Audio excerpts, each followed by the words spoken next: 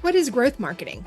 And do you really need it if you're not a software as a service, a SaaS company, or if you're not e-commerce or a startup looking to build big and cash out? Like, those are the things that we hear about, right? So do the rest of us need it? And the short answer is yes, the rest of us need it.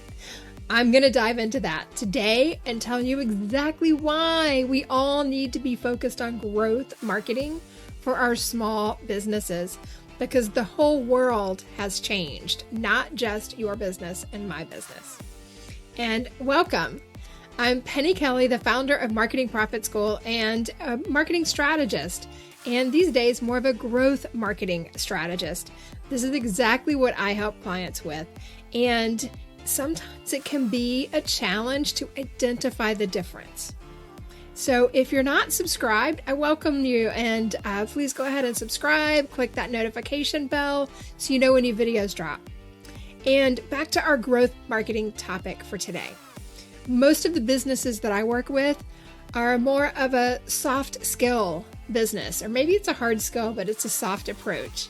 So mission-driven, heart-centered entrepreneurs who either have a service-based business where they're working with clients or fractionally in their businesses, or a course business, or they have coaching.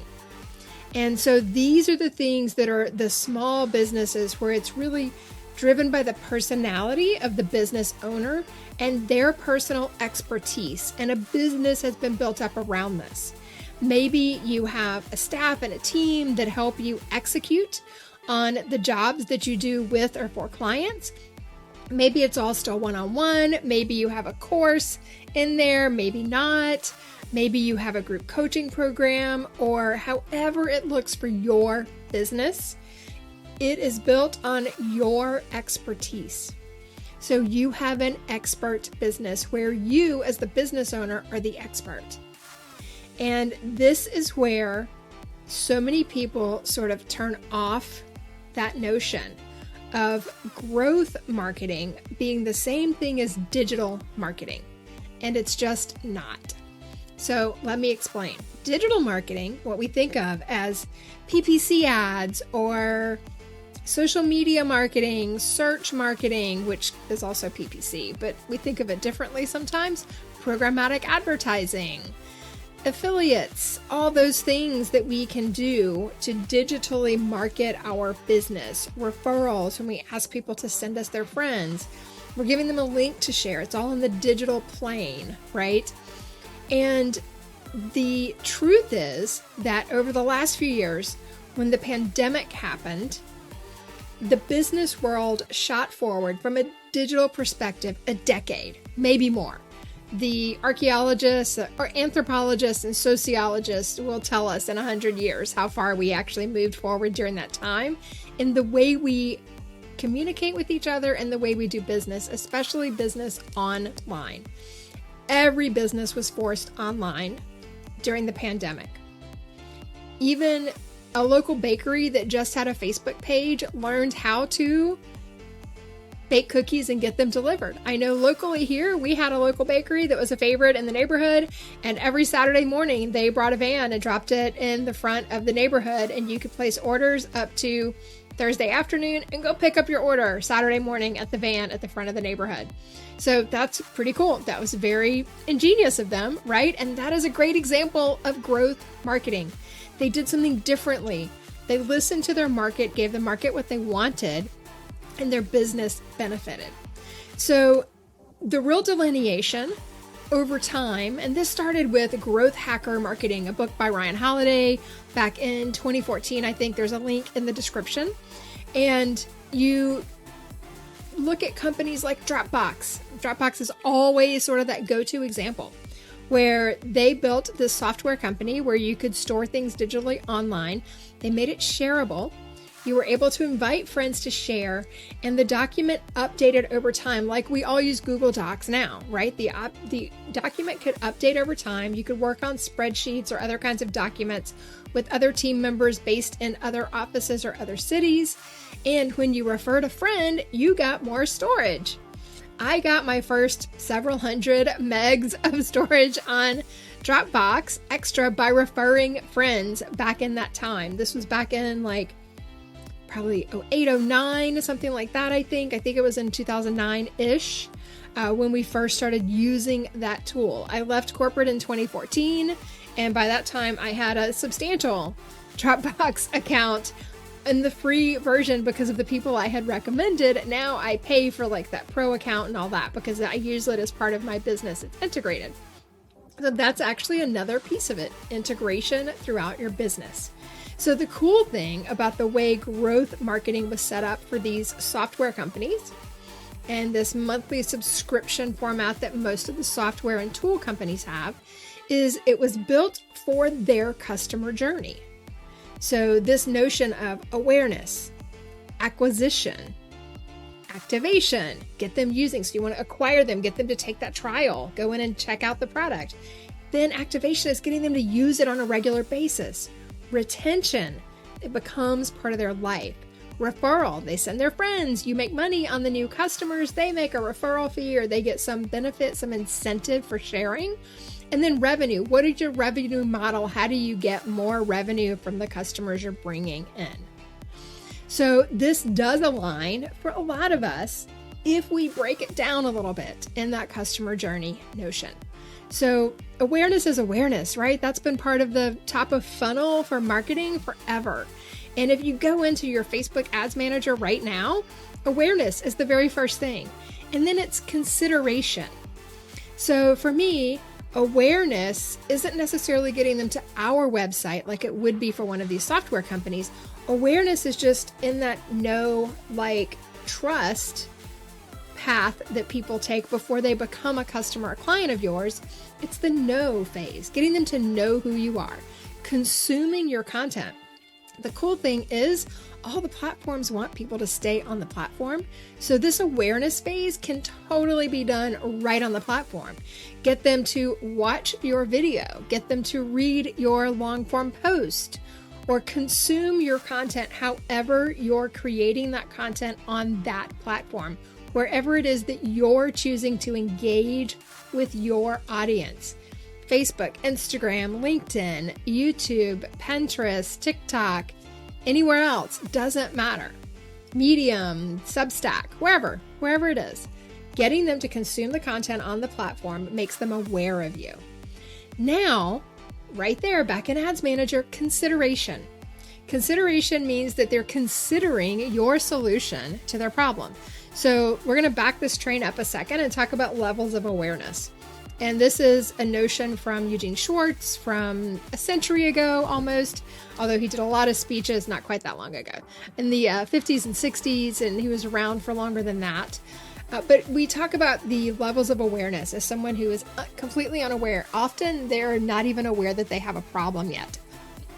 That is great when you're Coca-Cola or Kraft Foods. That is not so easy when it's you or me with a small business. So I don't even try to market to those people. Once you have a proven offer and you're getting predictable results from your sales process, then you can maybe write an ad for those people and take them through the levels of awareness with you, right? Help them build that bridge of belief. We've talked about that in some other videos. So the unaware people, too hard in the beginning, don't even worry about it. Problem aware, yeah, you can, if they're really, really, really problem aware and they're like kind of in the second stage of problem aware, like, hey, I need to figure this out, right? I need to find a solution. I know a solution exists. I need to figure it out. And then solution aware. Those are great people. I know I need a coach. I know I need a graphic designer. I know I need a digital marketer to help me build my business, right? I'm not sure which one to choose. This is where your unique qualities help you stand out from the crowd, not be commoditized and in a price war. That's never a good thing. So then you're solution aware is beyond that and ready for a deal, basically. Like they're just waiting for the right time or the right place or the right combination of events so that they're inspired to take action. So when we think about those levels of awareness, we really want to focus on the problem aware and solution aware people, because those are going to be the easiest to build that little bridge closer to you.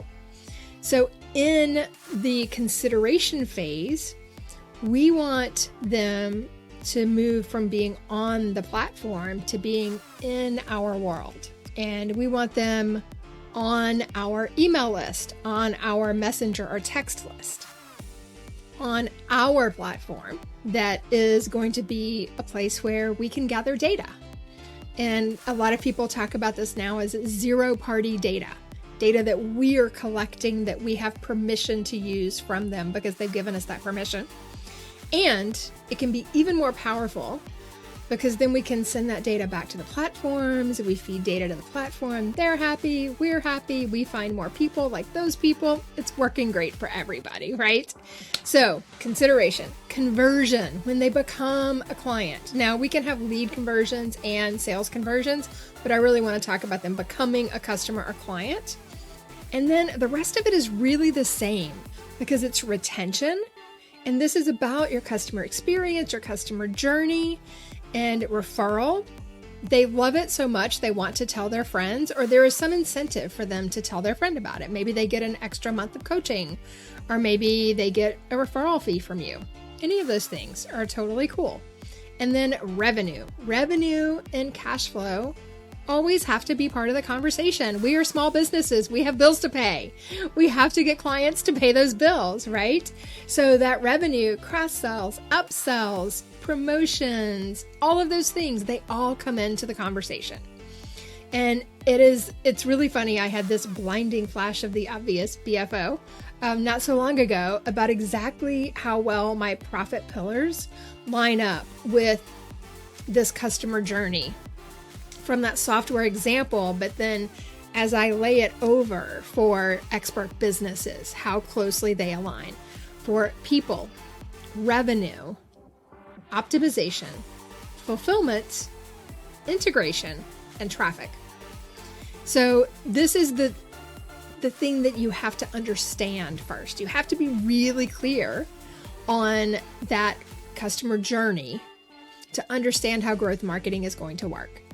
Because it is not just digital marketing, but it's how you lay the elements of digital marketing over all of the phases of your customer journey and how all of it builds your business like the ecosystem that it is, like the beautiful world that you're creating for yourself and for your clients. And that is the difference in success long-term and struggle. Truly, that's the difference.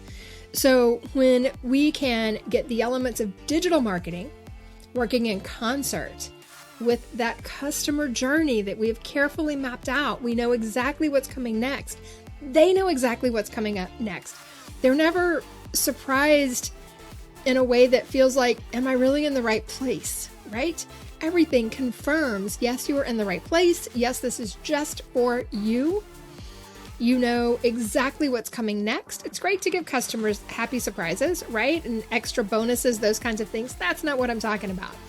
I'm talking about those old school Facebook ads where it's like, hey, if you're a fan of this college, click here. And then you get retargeted the next day with something completely different, like a dog toy, right? Like they're just getting people, they know that people who went to this college like dogs. So this is how they're doing it. It's a really crummy, lazy way to market. So don't do that. But it's most platforms will get you deplatformed if you do that these days. But that is also core to pulling people through your funnel. Is being clear on the customer journey and being clear with them as they're moving through as to what's coming next. So this is actually kind of my superpower. It's taking that step back, looking at your big picture. And the way we use this in our small businesses is gathering the data that we have to find the opportunities. Growth marketing is all about experimentation. It's testing things. So I was a science girl in school. I love the notion of experimenting, but there has to be a purpose to it, right? So what we do is we look at, say, the 5 or 6 key metrics in your funnel right now to see where your biggest opportunity lies for rapid growth. What's going to get you the biggest bang for your buck, if you will, if you put the time and effort into something differently.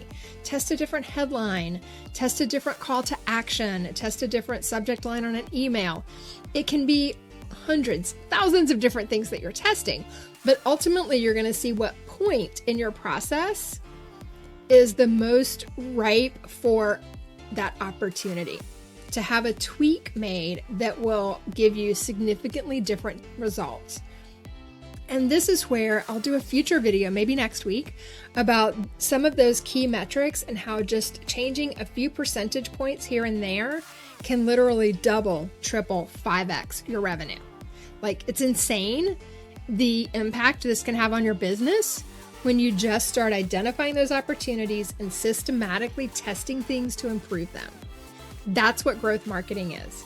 It's looking at all the moving parts, identifying where you have the most opportunity, and systematically testing things month in, month out to always be improving. Always get better, always serve your clients and customers better, but also get better in your business. Be a better business owner and serve yourself better. So it's easier to pay those bills and pay yourself and take that vacation. So we've gone a little bit longer than typical videos, but I think this is a very important topic, especially moving into Q4 right now and into 2023. This is going to be something that's going to remain important in our small business expert world.